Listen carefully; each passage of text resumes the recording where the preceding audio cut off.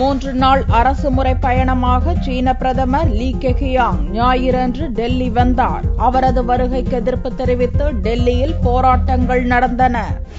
சீன பிரதமராக லீ கெகியாங் கடந்த மார்ச் மாதம் பொறுப்பேற்றார். அவர் தனது முதல் வெளிநாட்டு பயணமாக இந்தியாவுக்கு ஞாயிறன்று வருகை தந்தார். 3 நாள் அரசுமுறை பயணமாக இந்தியா வந்துள்ள சீன பிரதமர் லீ கெகியாங்கை மத்திய வெளியுறவுத்துறை இணையமைச்சர் அகமது, வெளியுறவுத்துறை செயலாளர் ரஞ்சன் மத்தாய் உள்ளிட்ட உயர் அதிகாரிகள் வரவேற்றனர். இதனிடையே சீன பிரதமரின் வருகைக்கு எதிர்ப்பு தெரிவித்து டெல்லியில் வாழும் திபெத்தியர்கள் டெல்லி ஜந்தர் மந்தரில் போராட்டத்தில் ஈடுபட்டனர். 18 ஆண்டுகளாக சீன சிறையில் அடைத்து வைக்கப்பட்டிருக்கும் திபெத்திய மத தலைவர்களில் ஒருவரான 11வது பாஞ்சன் லாமா கெதுன் செயோகி நீமாவை விடுவிக்கும்படி கோரிய திபெத்தியர்கள் சீன பிரதமரின் உருவ பொம்மையையும் எரித்தனர். கடந்த ஏப்ரல் மாதம் காஷ்மீரின் லடாக் பகுதியில் 19 கிலோமீட்டர் தூரத்துக்கு சீன ராணுவத்தினர் ஊடுருவியதை கண்டித்து சிவசேனா கட்சியினரும் ஜந்தர் மந்தரில் போராட்டத்தில் ஈடுபட்டனர்.